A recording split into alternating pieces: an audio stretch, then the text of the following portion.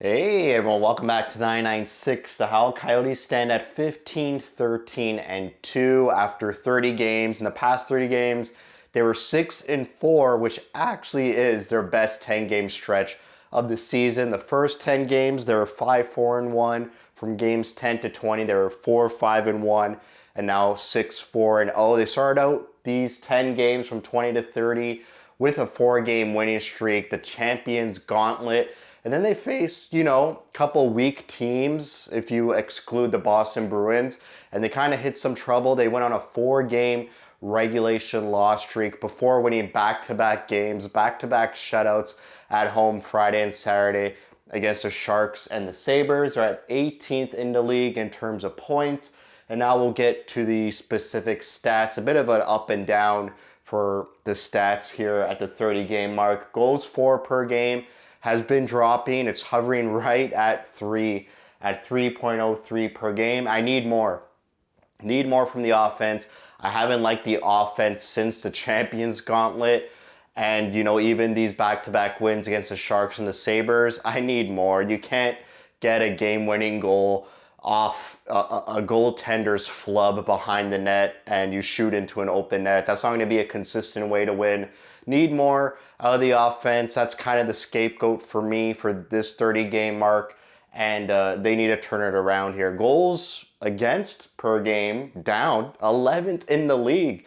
This might be, the Rick Tocchet Arizona Coyotes. 2.87 goals per game, down from 3.15 goals per game from the 20-game mark. At the 20-game mark, their goals against per game, they were 16th in the league, so almost top 10 for the Coyotes.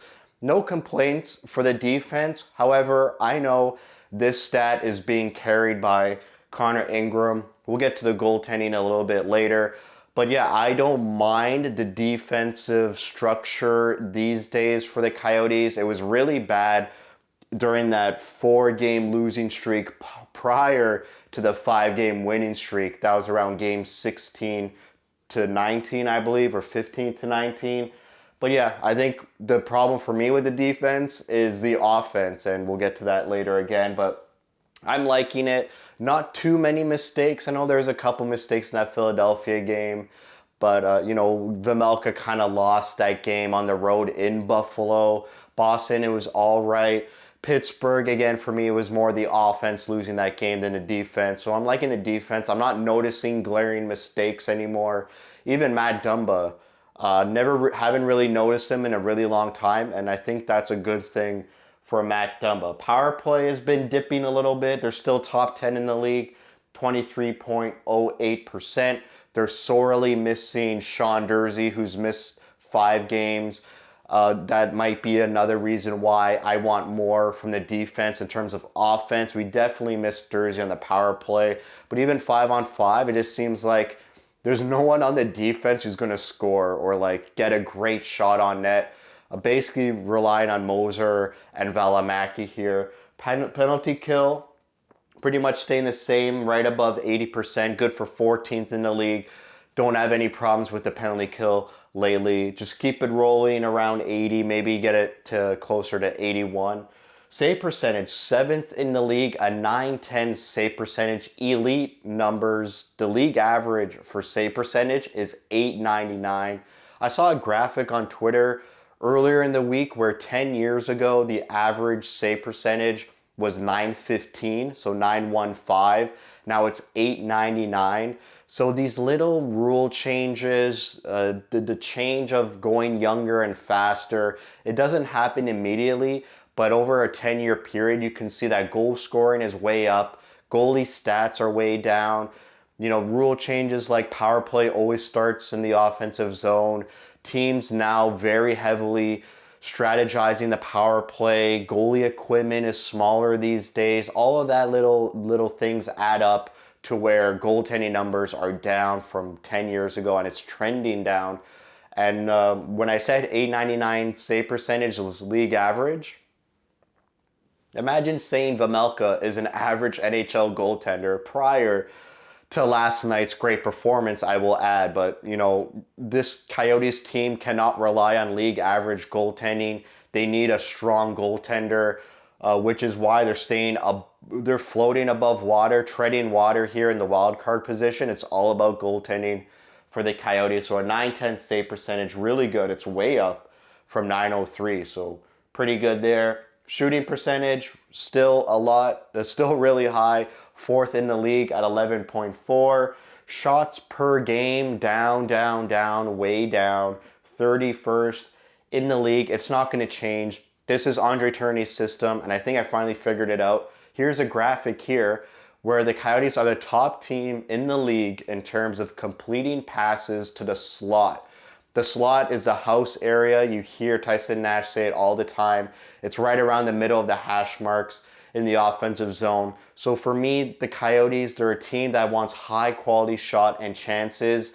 They will not divert from that game plan. If they're in a game like against Philadelphia, against those games against Winnipeg, against LA, against the Islanders, if you're facing teams with good structure who protect the house area, which is the most important area on the ice. So it's so hard for me to stand here and be like, yeah, this is a great way, this is a great game plan for a team. Just get complete passes to the most dangerous spot on the ice, and that's where you're going to score more of your goals. But on the other side of it, teams are going to protect that area the most because that's the most dangerous part of the ice. But somehow it's working. But for me, if the Coyotes are in a game where they're not getting those passes through and getting those high quality chances, they won't change their game for like the third period and just throw pucks on net. I have never seen the Coyotes come out of a period and say, this isn't working, we're just going to throw everything to the net. We see other teams do it.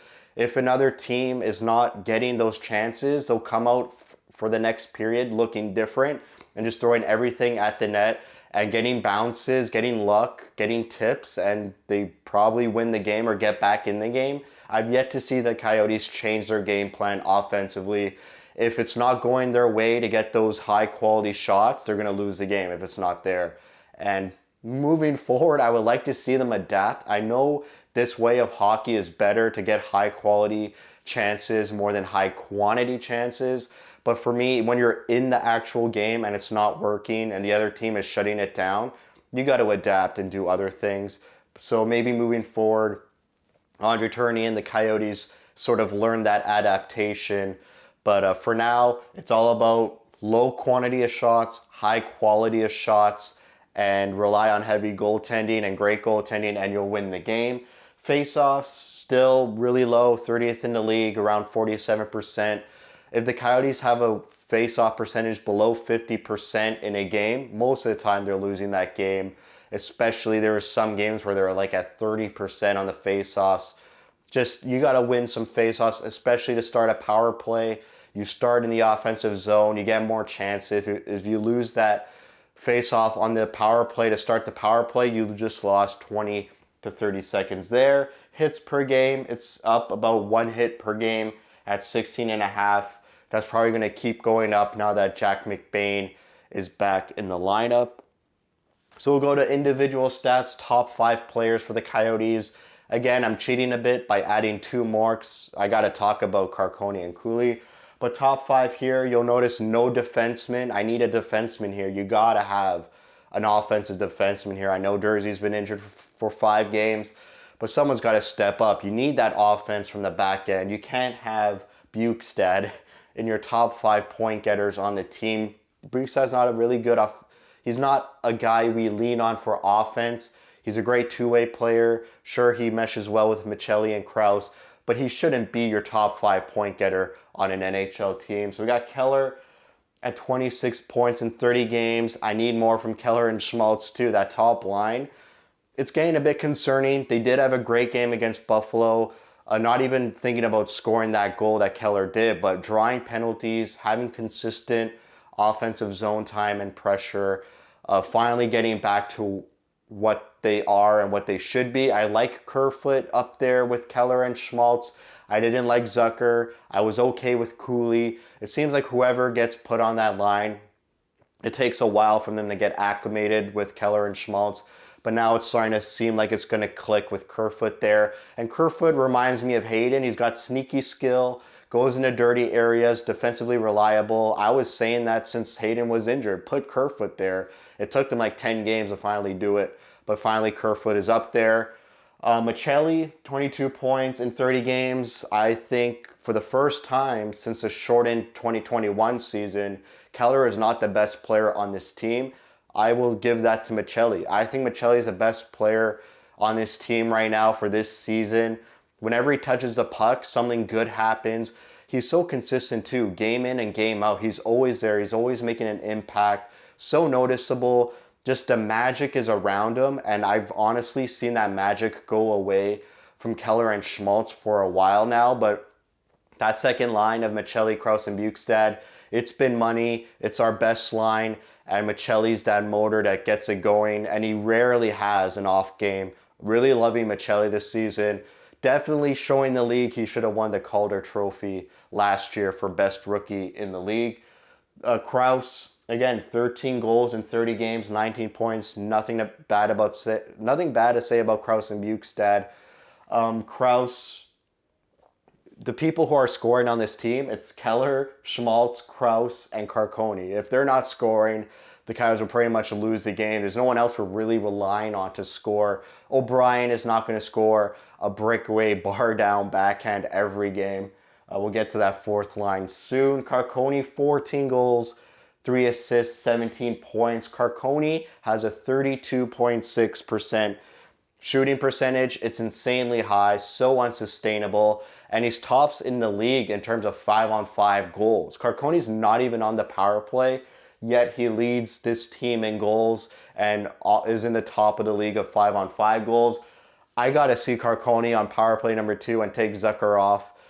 For Zucker, for me, those games where he was with Keller and Schmaltz, he had a great game against Pittsburgh, but other than that, I've never really said this about a Coyotes player, but I think Zucker is a fraud. I have no idea how he got $5 million, and to be honest, he should be expecting a huge pay cut next season as a free agent with another team. Honestly, I don't even see how this guy gets $4 million. Either it's not a great fit with the Coyotes, but honestly, I just don't see it in him, and I don't know why Zucker keeps being put on power play number 2 and Carcone's not. I don't know what else Carcone needs to do for the power play. I know there's talks about his defensive game not being up there, but it's a power play. You're not supposed to be concentrating on defense on the power play. Carcone's got a great shot. We've seen it all year. He's got 14 goals. It's time for him to get that spot that Zucker currently holds on PP2. And then Cooley, 3 goals, 13 assists, 16 points. He's been playing on the fourth line for the past 5 games now. Ever since that loss against Philadelphia, Turney immediately takes Cooley off the first line, puts him on the fourth line, centering O'Brien and Kellerman. Against Buffalo last night, it was Sanford instead of Kellerman. I don't like that, but there's nowhere else in the lineup to put Cooley, and we're just waiting on Hayden to get healthier, and maybe even Boyd. I think once Hayden or Boyd is healthy and playing, they're going to go 11-7. Now that McBain is back too, you'll have a great group of 11 forwards, no real anchor players like O'Brien, Kellerman, and Sanford, and then you get, Cooley and Kerfoot could be those 2 extra guys, and then you put whoever you want with them, Keller, Schmaltz, Krause, Michelli, Carcone. That's what I wanted in the offseason, and now all these injuries have hit, and we're playing O'Brien every game. We're playing either Sanford or Kellerman every game, and with injuries, your bad players are going to get more ice time, and unfortunately, Cooley's getting the brunt of it and playing with those guys. I get what they're trying to do. They want Cooley to touch the puck more. They want Cooley to drive the play, drive the line, make great plays, which he's doing. I mean, he made a couple great plays in that Buffalo game to O'Brien and Sanford, but honestly, if you're such a great playmaker, that still doesn't mean guys like Sanford and O'Brien are going to score 3-4 goals in a 10-game span. It's just not going to happen. He needs higher quality caliber wingers on that line, but the fact that Cooley's stepping up, he's not sulking about it, he's not upset, and he's continuing to play, and he's generating offense even with these anchors on his line, bodes well for me. So in the future, he'll definitely have more talent with him, and hopefully he takes what he's learned being on that fourth line and carries it to having better line mates. Then we'll get into goaltending. Connor Ingram's been exceptional. He's now entering Vezina candidate conversation. 12-6-0. What an incredible win-loss record. A .923 save percentage. If you remember, .899 is league average. He is clearing that so far. And a .241 goals against average. For Vejmelka, an .899, a .321 goals against average. 3 wins, 7 regulation losses, 2 overtime shootout losses. For Vejmelka, this was his first win last night against Buffalo since the home opener on October 21st. This guy hasn't won in 2 months, 9 games of straight losses. That must have affected him mentally really hard. I didn't even remember that it's been 2 months since he's won. So great for him to get a shutout. He played really well. He pretty much won the game for the Coyotes against Buffalo, whereas Ingram won the game for the Coyotes against the Sharks, along with the video coach for those 2 goals that were called back. For Ingram, he's got 3 shutouts on the season. Loving Ingram. I love him way more than Vejmelka. I've been saying that for almost a year now. For Vejmelka, just even last night, there were some saves where this guy's just so out of his crease, so out of place, but he was making the saves, so you can't be so mad. It was a great bounce back for Vejmelka. Hopefully he continues that confidence and finally could calm his nerves and be like, hey, I could win. I could get a shutout. I got to just play this way, I guess. I still don't like the way he plays, but it worked and they won. And then their home and away record, Mullet Magic is sort of back. They're 10-5 at home, but away they're 5-8-2. So for me, for this team, it's like you really don't know what you're going to get. If you go into a game as a fan, first you got to be like, are they at home or are they away? If they're away, it's pretty most likely going to be a bad game. Then you go, who's in net? Ingram or Vejmelka? If Vejmelka's in net, again, most likely going to be a poor game. They'll probably lose this game. Whereas, is Ingram in net? Are they at home? Most likely they're going to win, and it's going to be a great game to watch. These road games, they had that 3-game road trip. Buffalo, Boston, Pittsburgh, didn't really like those games. They were flat, especially in those third periods where they weren't so out of the game. Like the Buffalo game, they were down 3-1 or 4-2. They could have battled back.